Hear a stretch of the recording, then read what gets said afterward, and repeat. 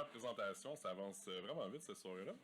On a réservé pour la dernière présentation un professeur, croyez-le ou non. Il s'agit de Patrick Standard, qui est professeur au département d'histoire de l'Université de Sherbrooke. Il a publié 3 ouvrages sur le sujet des sorcières entre 1999 et 2013. On le remercie d'ailleurs, encore une fois, d'avoir accepté notre invitation. Et aujourd'hui, il fait une présentation sur un ouvrage qui s'appelle Le marteau des sorcières, qui est écrit en 1486. Et sa présentation, elle va parler de cet outil théo-juridique d'un féminicide systémique. Donc, merci de l'accueil chaleureusement.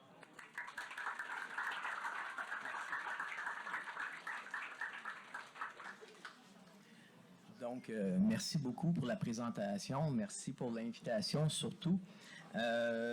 Question difficile. Donc, est-ce que quelqu'un a déjà lu Le marteau des sorcières dans la salle? Vous avez déjà lu ça? Oui? Toi? C'est bien. OK, parfait. Donc, vous êtes 2 quand même. C'est déjà ça. Donc, Le marteau des sorcières, outil théo-juridique d'un féminicide systémique. On va revenir sur certains thèmes, mais à la fin de la présentation. On fait un recul dans le temps. Je vous amène à l'hiver 1486. Ça va. Société féodale, donc où les femmes ont à peu près pas de droits. On est à Strasbourg. C'est l'hiver. On pourrait être installé dans une auberge, toute la gang en même temps, en train de boire du mauvais vin. À côté, il y a un imprimeur qui s'appelle Jean Prusse, l'imprimerie 1450, donc on est en 1486, qui termine un contrat plutôt payant pour lui. Donc, il est en train de terminer l'impression du Malleus Maleficarum, le marteau des sorcières, ou le maillet des sorcières, selon les traductions. Selon ses signataires, je ne dis pas ses rédacteurs, ses signataires, c'est une massue. Une massue, littéralement, une massue théologique, une massue juridique pour, je les cite, fracasser la tête des femmes sorcières hérétiques. Ma seule blague l'éveillée, j'en ferai pas d'autres, promis. Donc, avertissement, cette prise de parole contient des propos misogynes pouvant ne pas convenir à un jeune public. Donc, j'ai cherché des blagues, j'en ai pas trouvé, c'est celle-là que j'ai faite. Habituellement, je fais pas de préavis. On se demande de plus en plus si c'est nécessaire. Et comme je suis un vieux monsieur de plus en plus, donc c'est ma blague. J'en ferai pas d'autres, j'espère. 101 000, ça pourrait aller jusqu'à 110 000, peut-être. Les chiffres sont toujours en discussion. 101 000 accusés. 16e, 17e siècle. Personne s'avance sur des chiffres pour le 14e, 15e siècle. Ça peut être plusieurs centaines, plusieurs milliers, on ne sait pas. Quand j'ai commencé à travailler sur le marteau des sorcières, sur la chasse aux sorcières en 1992, ça fait un petit bout de temps, on parlait déjà à l'époque du chiffre de 5 millions. Les historiennes et historiens se disaient « c'est peut-être exagéré pour la population de l'époque en Europe ». Le chiffre s'est retrouvé, c'est pour ça qu'il est devenu super célèbre. Le Code da Vinci de Dan Brown, vous vous souvenez? Vous vous souvenez de la date de publication, première publication en anglais, 2003. Malgré qu'il y avait déjà à l'époque des débats, le chiffre s'est retrouvé 5 millions dans le livre de Brown. Donc, c'est devenu une vérité historique pour la majorité des gens. Brown a ajusté le tir devant les critiques. Il y a eu beaucoup de critiques qui ont dit là, franchement, ça fait un bout de temps qu'on travaille là-dessus, ce chiffre-là. Donc, dans le film, on parle là de 100 000 personnes, 100 000 femmes. Donc, on s'est ajusté. Depuis ce temps-là, le chiffre tourne autour de ça. Pourquoi on le sait? C'est qu'il faut comprendre que l'Inquisition, c'est une machine juridique. Dans l'Inquisition, on n'arrive pas tout seul. Quand les gens d'un village savaient que l'Inquisition s'en venait, vous avez une horde de gens, ça peut être des juges ecclésiastiques ou des juges séculiers, ça dépend de l'époque, à chevaux, des gens bien mis, on s'attend à ce qu'il se passe quelque chose, on s'attend à une chasse aux sorcières, mais on arrive en groupe. Il y a l'inquisiteur, les inquisiteurs, les greffiers, etc., les gens qui s'occupent de la sécurité autour de tout ça. C'est une machine qui arrive. Donc, cette machine-là a un greffier qui produit des archives. Donc, depuis quelques années, on travaille des archives par région. Donc, on connaît à peu près les chiffres par région et on a la littérature pour appuyer notre démarche. Donc, c'est autour de ça. Il y a des femmes qui ont été dans des régions plus éloignées, c'est ce qui fait le jeu 100 000, 110 000, on n'est pas sûr, qui ont été, par la vindicte populaire, trop rapides par rapport à l'Inquisition, une délation, une tempête qui s'est passée, on ne trouvait pas d'explication, probablement tués avant même d'avoir un procès. C'est là le jeu. Ou noyés. Est-ce que vous connaissez le concept de noyade? Donc, on les attachait, bien ficelés, on vous lance à l'eau. Si vous noyez, vous êtes pas une sorcière. Si vous survivez, vous êtes une sorcière. C'est là qu'on peut vous brûler. Dans les deux cas, vous êtes mort. Hein, c'est ça le concept. Donc, autour de 49 000 accusés. 49 000 femmes qui ont probablement, pour la grande majorité, terminé sur un bûcher. Hein, c'était le mode opératoire. Je vous l'avais dit que ce n'était pas très drôle, mais c'est comme ça. 2 savants dominicains qui ont écrit le marteau des sorcières. Moi, je suis toujours sur le marteau des sorcières. Le premier est un peu hors de tout ça, Jacques Sprenger. Sprenger, c'est des savants pour l'époque, hein, il faut comprendre ça. Sprenger a le bonnet de docteur en théologie. J'ai aussi le bonnet de docteur en théologie, j'évite de sortir avec. Professeur, il a été nommé par ses pairs doyen, quand même, de sa faculté. On parle de quelqu'un, hein, doyen de la Cologne, l'Université de Cologne. Il avait le titre d'inquisiteur, mais ça ne l'intéressait pas vraiment, ces affaires de chasse aux sorcières-là. Vous allez me dire, mais c'est quoi le problème de signer le marteau des sorcières? C'est que ça donnait une notoriété au traité. Hein? Il y a un doyen d'une faculté qui a signé cette affaire-là. Wow, c'est quelque chose d'assez sensationnel. Insistoris, ça, c'est notre homme, notre vrai, hein, le capable. Lui-ci, bonnet de docteur en théologie, c'est dangereux, les théologiens, je l'ai toujours dit. Prédicateur général et inquisiteur général. C'est pas rien, on rit pas. Nommé par le pape Sixte IV, en plus. Hein, donc, et il va lui-même à Rome avant la sortie du traité. 2 ans plus tôt, on avait le pape Innocent VIII, c'est ton nom, Innocent VIII, avait sorti une bulle qui s'appelle Summis Disserentes Affectibus. On peut traduire par la bulle contre l'hérésie des sorcières. Donc, il va voir Innocent et lui dit, moi, je voudrais mettre ta bulle en introduction de mon traité. Innocent lui donne son accord. Donc, en faisant ça, double notoriété du traité, on s'entend, celle d'un doyen d'une faculté, d'une université et évidemment celle du pape. Et le pape lui donne tout pouvoir. Donc, il a libre cours, il peut même utiliser la torture. Hein. On parle de l'Inquisition à ce moment-là. Je bois beaucoup d'eau, c'est probablement mon âge. Je m'assèche rapidement. D'ailleurs, et la prochaine, c'est probablement le nœud du marteau des sorcières. C'est incontournable. Il y a toujours un débat. Qui était sorcière? C'est certaines femmes, certaines autres femmes. Les auteurs du marteau des sorcières sont catégoriques. La femme est sorcière.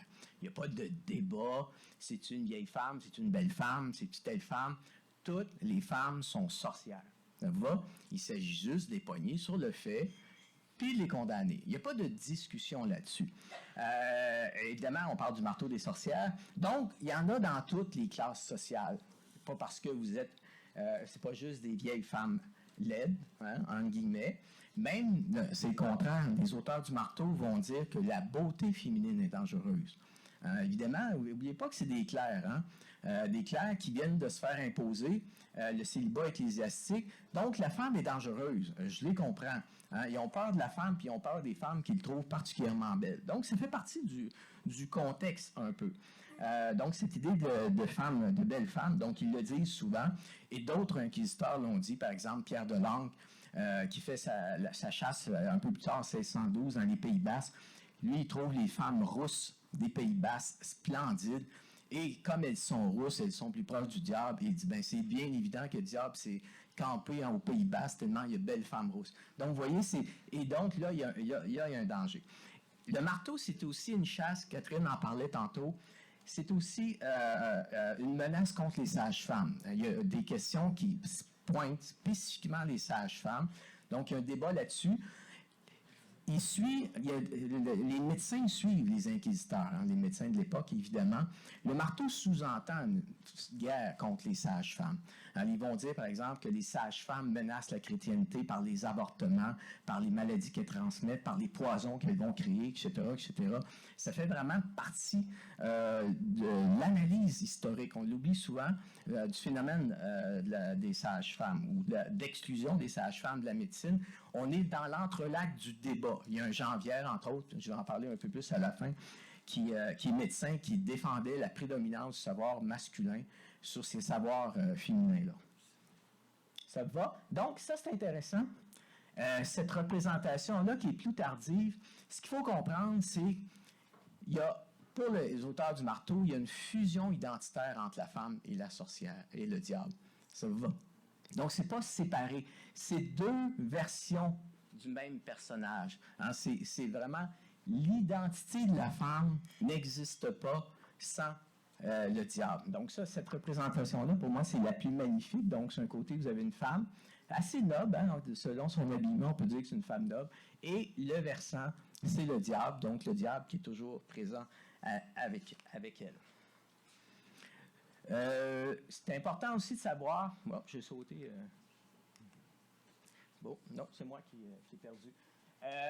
De quoi on les accuse, donc, les femmes? Évidemment, vous connaissez la théorie aristotélicienne. Le sexe féminin est un sexe plus faible, c'est un sexe manqué. Si c'était humide, bon, ben, ça a donné une femme, tant pis, c'est comme ça. Son utérus est toujours en train de se déstabiliser, ce qui fait un être instable, etc., etc. Donc, toutes ces théories-là sont aussi présentes. Il faut dire que les auteurs du marteau des sorcières, c'est la théologie scolastique, donc ils vont retourner à Aristote, etc., etc. Évidemment, elle est descendante d'Ève. Les sorcières, ou la femme est descendante d'Ève. C'est le fondement théologique de fond.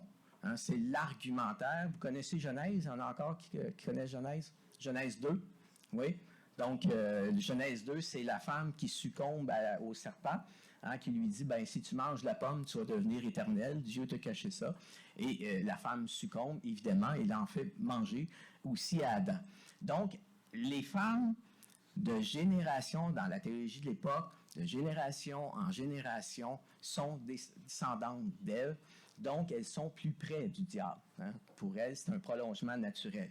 Et ils vont dire, ben, les hommes, c'est ceux qui sont plus près du Christ.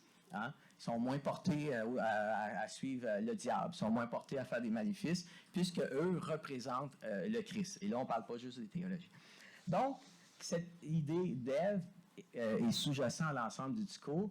La convoitise sexuelle, si vous l'avez déjà lu, c'est toi qui l'as déjà lu, ça fait partie du marteau des sorcières. C'est aussi un traité d'érotologie. Ces deux dominicains-là, ils en connaissaient des choses sur la sexualité, c'est évident, parce qu'ils posaient des questions. On avait des questions assez intéressantes. Donc, ils vont développer la thèse, pourquoi les femmes, par exemple, vont se soumettre au diable ou vont faire des pactes avec le diable. Un des éléments principaux, c'est l'idée de la convoitise sexuelle. Ils vont dire, ben, c'est insatiable sexuellement une femme. Donc, le seul et unique capable de satisfaire une femme avec son membre viril particulier, vous l'avez ici, il y a tout un débat dans le marteau des sorcières, mais par la suite, dans les traités de démologie, sur le membre viril du diable. C'est incroyable le temps qu'on a pris là-dessus. Des écailles, pas d'écailles, plus long, moins long, etc., etc. Ce qui peut émettre du sperme, pas de sperme. Donc, il y a tout un débat qui tourne autour de cette idée-là, mais la grosseur du membre viril. Évidemment, l'idée de Pâques, on l'a dit tantôt, c'est volontairement. C'est pas le diable qui vient sonner à la porte. Est-ce que tu voudrais faire un pacte puis une négociation? Non, on fait volontairement, selon les signataires, un pacte avec le diable. Il va y avoir différentes techniques. À l'époque, le marteau des sorcières est plutôt humble là-dessus. Par exemple, il y a un démonologue qui s'appelle Pierre Delangle, qui est plus tardif, qui va dire, comment on fait pour savoir qu'il y a eu un pacte? On cherche une marque sur le corps de la femme. Donc, évidemment, vous comprenez qu'il n'y a pas grand monde qui n'a pas de marque, surtout si vous avez eu plusieurs accouchements, donc il y a toujours une marque qu'on trouve, c'était le pacte, le signe du pacte. Évidemment, on va leur reprocher les méfaits divers, donc tempêtes, les pestes, les maladies, elles sont responsables de tout ce qui se passe. Alexis me laisse... Ah bon, Donc, fin du Moyen Âge, première période, la chasse aux sorcières. La grande chasse aux sorcières, c'est 16e, 17e siècle. Donc, la première, c'est les clercs, la chasse ecclésiastique qu'on appelle. Puis la deuxième, c'est la justice séculière. On oublie souvent ça, mais les juges séculiers sont responsables de la grande chasse aux sorcières. Mais les deux inquisitions ont toujours travaillé ensemble sur le concept. Donc, on a ici les lieux les plus propices à la chasse. Vous avez le total, on parle de l'Allemagne, par exemple, 42 000. La Pologne, 13 000. Donc, vous voyez, les chiffres, on les a par région. Je tiens à dire que pas parce qu'une femme est accusée, poursuivie, qu'elle n'est pas accusée à finir sa vie sur un bûcher, qu'elle va s'en sortir nécessairement. Hein, parce que c'est l'exclusion sociale. Et l'exclusion sociale, ben, c'est pratiquement la mort à l'époque. J'achève, Alexis, ça va-tu? Oui. Donc, les sorcières hérétiques, on est dans l'Inquisition. Hein, il y a des cathars, il y a des vaudois, il y a des femmes sorcières dont elles renient Dieu, le Dieu chrétien, elles renient leur foi. C'est ça le concept de base. Responsable des calamités, mais surtout, quand vous lisez le marteau, ce qui est intéressant, c'est que les deux ont vraiment peur de la fin du monde. Hein, ils ont une peur viscérale de la fin du monde. Ils vont dire, le monde sur le soir descend vers son déclin. Il faut faire taire les femmes sorcières.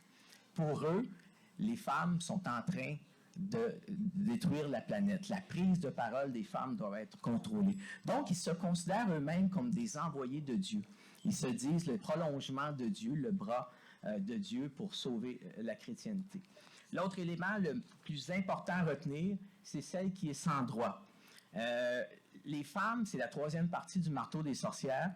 Les femmes ont pas de droit avec le marteau des sorcières. Hein. C'est un procès qui est une négation même du droit. Ça fonctionne par délation. Il y a une arrestation. On vous donne un avocat qui n'a pas le droit de vous défendre. Et les seules personnes qui peuvent témoigner, c'est celles qui vont témoigner contre vous. Donc, c'est assez embêtant pour commencer. Vous êtes mis en prison au pain et à l'eau. Ça peut durer un bon bout de temps. Avant de vous appeler à la question, on vous rase sur tout le corps. À l'époque, c'était pas rien, ça m'est tenu. Soumis à la question, c'est la torture.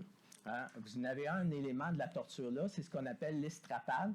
Finalement, essayez pas ça chez vous, on vous attache les mains dans le dos et on vous lève. Ça vous va? Ça vous démembre totalement le corps et on vous répète les questions à répétition. As-tu couché avec le diable? À quoi ressemble son membre viril? C'est-tu toi qui as fait tomber la graisse chez le voisin? On répète de quelle grosseur il était, à quoi il ressemblait. Et si vous n'avouez pas, on vous retourne en prison au pain et à l'eau, on vous ramène quelques jours plus tard et on recommence. Dans le marteau, quand je parle de déni de droit, les inquisiteurs disent qu'on a même droit de mentir à la victime en lui disant que si elle avoue, elle va être sauvée. Donc, on va la libérer. Évidemment, c'est faux. J'achète. Donc, 34 éditions. Le marteau des sorcières, c'est 34 éditions. 15e, 16e, 17e siècle. Donc, c'est un impact majeur. Il y a eu d'autres traités de démonologie, mais même les démonologues du 16e, 17e siècle utilisaient le marteau. Donc, il y avait un format poche avec eux autres et regardaient les consignes, les questions et les jugements possibles. Donc, le marteau fut-il un outil théo-juridique d'un féminicide systémique? Si je vous demande, féminicide, c'est quoi la réponse? Donc, évidemment, c'est tuer des femmes parce que c'est des femmes. Systémique, c'est une organisation totale. Je pense que tout le processus inquisitorial, systématiquement parlant, même si je n'aime pas utiliser des concepts contemporains, correspond à la chose. Et si vous voulez aller plus loin, donc, Rowling, procès de sorcellerie, celui-là, il porte sur la Renaissance, Pierre de Lande. Lui, c'est le contexte, l'ensemble du contexte social de l'époque. On ne l'a pas fait, mais l'ensemble de la société est misogyne, hein, il faut se le dire. Puis Colette Arnould, qui est un magnifique texte de 450 pages qui s'attaque au procès en tant que tel et le déroulement. Merci.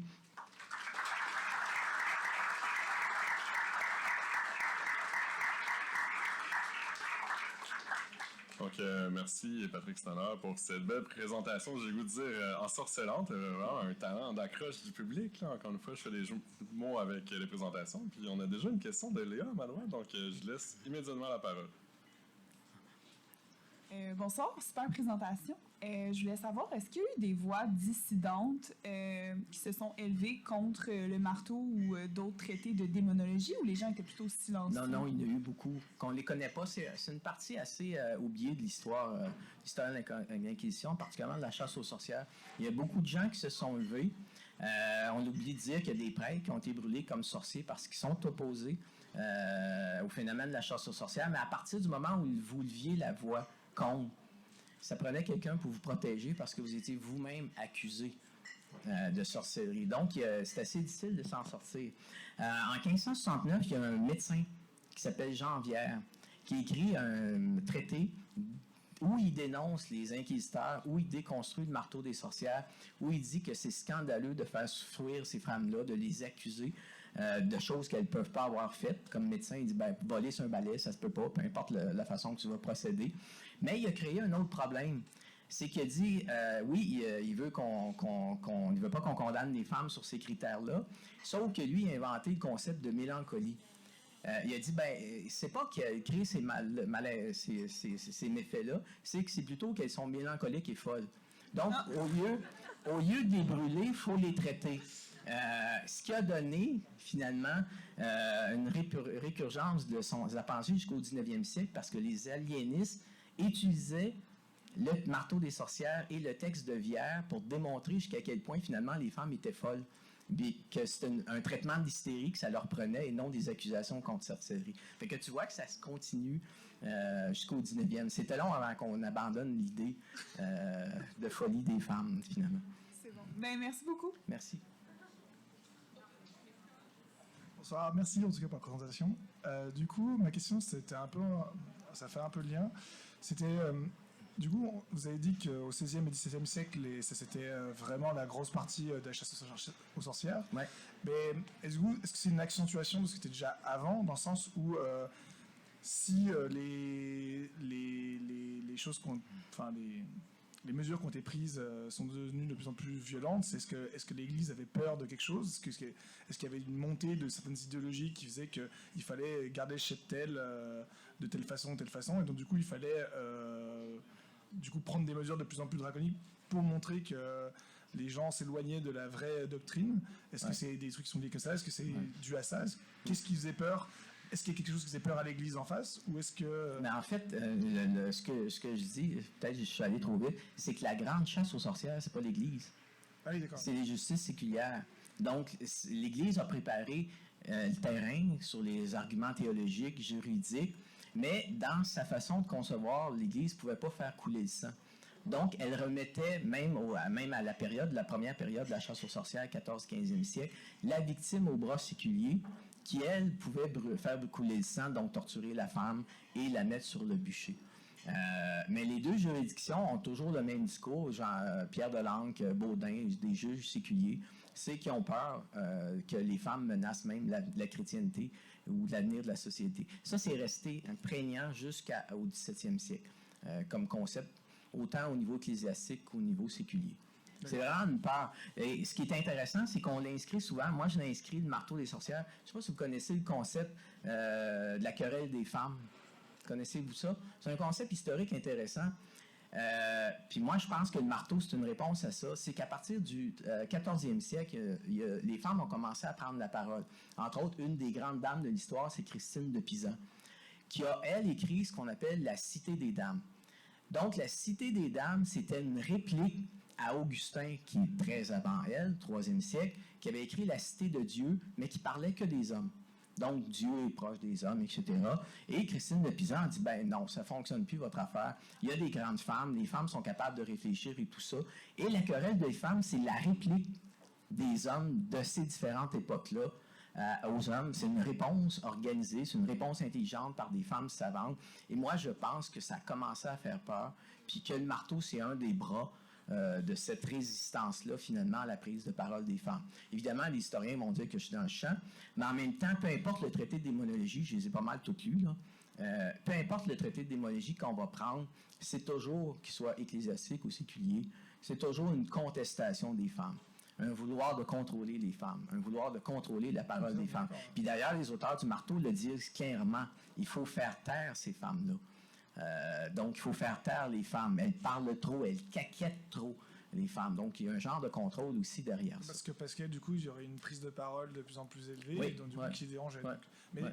et du coup, cette prise de parole, elle est due à quoi? C'est genre, il y a des mouvements là-dessus? Enfin, Ben, c'est une dénonciation de la condition des femmes, cette prise de D'accord. parole-là. Dans des sociétés féodales où on n'a pas de C'est droit, juste, on est autant au niveau familial, dans tous les domaines, on n'a aucun droit. Donc, on est l'objet de Marie peut vous battre sans raison, etc., etc. Donc évidemment, plus les femmes deviennent instruites, plus elles peuvent dénoncer, prendre la parole pour dénoncer ça. OK, merci. Bon, merci.